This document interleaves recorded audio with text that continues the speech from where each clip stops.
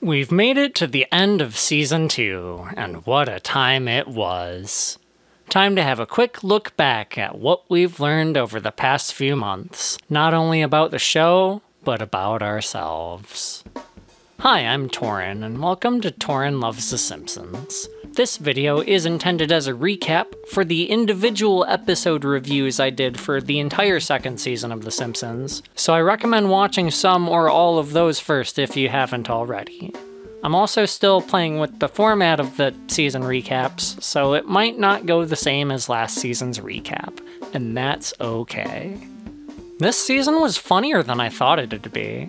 I think many of us have a tendency to remember the more boring parts of the season and think they represent a much larger portion of the season than they really do, because the average humor rating this season was an A-. In fact, the average everything rating was an A-.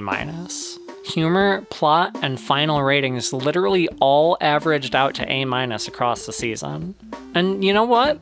Yeah, that sounds about right. B is good, A is great. And this season is mostly consistently great, but there are more than a few good ones, and even a few episodes that I'd go as far as to describe as okay, or even okay, I guess. But overall, it's a great season, and a notable step up from the B average of the first season. So what were the season's big accomplishments? Well, first of all, we welcomed the Treehouse of Horror into the fold, a series that continues every October to this day and is probably one of the biggest points of relevance the show still holds in popular culture today. Maybe it's just me, but when I hear people who aren't really that into the show talk about the show, more often than not it's about the latest Treehouse of Horror. We also got the Flanders family finalized, and while they're not quite fully fleshed out in their hyper-religious form, they're most of the way there, I think, and they're a fairly prevalent presence in plots and backgrounds throughout the season. We've started exploring Homer and Marge's history, which, even if I'm not a huge fan of that episode, more on that later, I can't deny is important backstory for the show, which it certainly builds off of plenty later on. We also see the beginning of another of the show's longest-running plot threads, Herb, who's relevant to a whopping 2 episodes. Can you imagine that? 2 whole episodes? Like, you know episodes? He's a continuous plot point in 2 of them.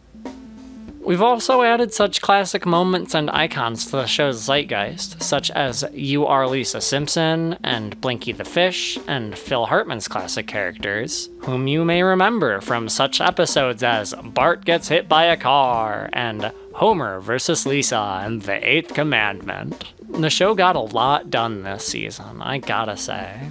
But now it's time for my favorite segment today. Bring out your duds! And today we are shaming The Way We Was and Old Money.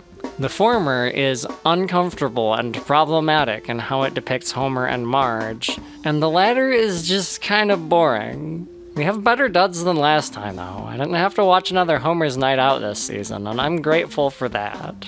Overall, okay duds. But now I want to look at the top episodes in each category. And first, we're looking at our top 3 funniest episodes. In third place, we have Lisa's Substitute.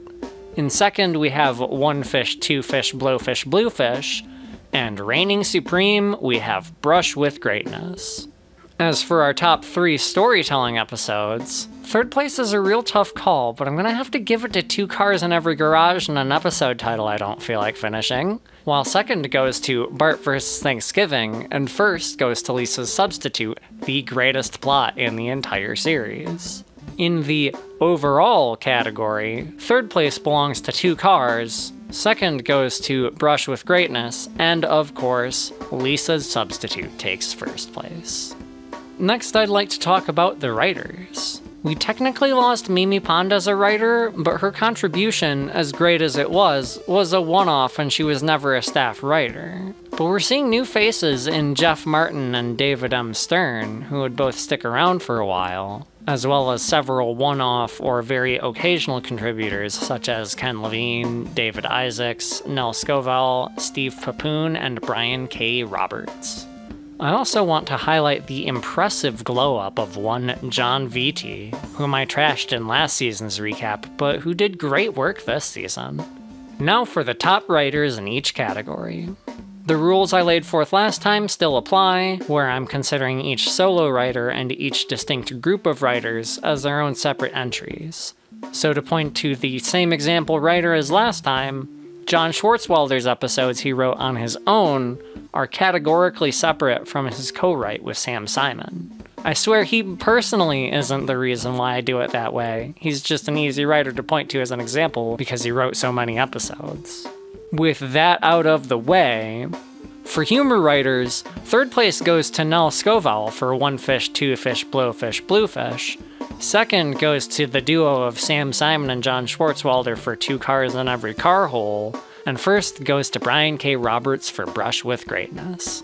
For plot writers, I'm not just going off the mathematical averages, and I'll explain why in a minute, and Overall's top 3 happens to look exactly like Plot's top 3, so I'm just gonna lump them together.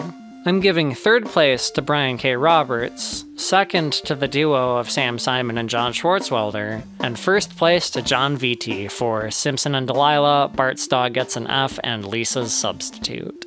Even though John Vitti's average came out to an S- and the other two's averages were both a solid S, John Vitti wrote 3 whole episodes this season as opposed to the 1 each of the other 2. And 2 of his 3 episodes are S tier, and the other is A tier, and I find that a lot more impressive than the 1 classic each of the other 2 entries put forth. And that, I think, about covers it. I had a lot of fun this season, and I hope you did too. If you enjoyed this video, I'd really appreciate it if you hit that like button. And if you want to see more, please subscribe to the channel so you get those sweet, sweet notifications.